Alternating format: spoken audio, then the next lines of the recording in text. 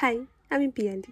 আজ আমি যাচ্ছিলাম আমাদের ছোট্ট একটা সবজির বাগান আছে সেখানে। ১ মাসের থেকে আর কদিন হয়েছে, বেশি দিন হবে না। পরিষ্কার করা ছিল, তার মধ্যে আবার এত বন হয়ে গেছে। আর এই যে আমার মা বনের মধ্যে এগুলো পরিষ্কার করছে। আমার মায়ের কোনো ভয় ডর নেই।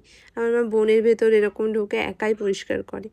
তো আমার দিদি তখন বলে যে আমার মা মনে হয় সাপের রানী ছিল, তার জন্য আমার মায়ের কোনো ভয় ডর লাগে না এত বনেতেও। তো এটা নিয়ে আমরা একটু হাসাহাসি করছিলাম। আমি জানি না কেন আমার ভিডিওতে এরকম হচ্ছে। যখন আমি ভয়েস ওভার দিচ্ছি ঠিক আছে, যখন আমি পোস্ট করছি পোস্ট হয়ে যাচ্ছে, তারপরে ভিডিওগুলোতে ওরকম মানে রোবট টাইপের একটা আওয়াজ হচ্ছে আমার ভয়েসগুলোতে।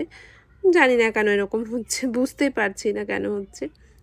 তো যাই হোক, এই যে বেগুন ধরেছিল আপাতত, আর অযত্নে একটু খারাপই হয়ে গেছিলো, বুড়ো হয়ে গেছিলো আর কি। আমরা তো যাই না তেমনভাবে, খাওয়াও হয় না এখানে, এগুলো খাওয়া হয় না। বাড়িতে যেগুলো আছে সেগুলো বাড়ির সামনে যেহেতু, তাই এগুলো খাওয়া হয়। আর আমার দিদি এই যে লঙ্কা গাছ থেকে লঙ্কা তুলে বলছে আমি এগুলো মুড়ির সাথে খাবো। আমি বললাম যে বাড়িরগুলোও তো আছে। বলছে না, এটা খাবো, এটাকে দেখে মনে হচ্ছে ঝাল হবে না। ও আবার খেয়ে দেখছে, বললো না সত্যি সত্যি নেই। তো যাই হোক, তারপরে ভাবলাম যে এই দুটো পেঁপে এখানেই খাওয়া যাবে, কিন্তু আমরা কাটার মতো কিছুই আনিনি। এই যে পড়ে পড়ে নষ্ট হয়েছে। কিছু জিনিস আবার রেখে দেওয়া ভালো, পাখিরা খাবে তার জন্য। তো আমাদের এখানে যা হয় সেটা পাখিরাই বেশিরভাগ খায়। আমার দিদি এই যে প্যাক বানাবে বলে নিম পাতা নিচ্ছিল, আর এর পরিকল্পনা করছিল এটাকে কি করে পারা যায়। তো তার জন্য মা একটা গাছ কেটে দিল, গাছের ডাল আর কি।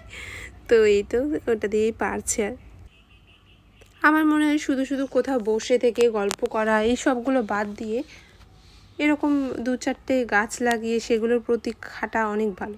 যাই হোক, বলতেই ভুলে গেছি, এই যে দেখালাম একটুখানি রক্ত, এটা হচ্ছে জোঁকে ধরেছিল আমার দিদিকে। আমিও বনেছিলাম, তবে আমায় জোঁকে ধরেনি, দিদিকে জোঁকে ধরেছিল। সত্যি আমার জোঁক অনেক ভয় লাগে।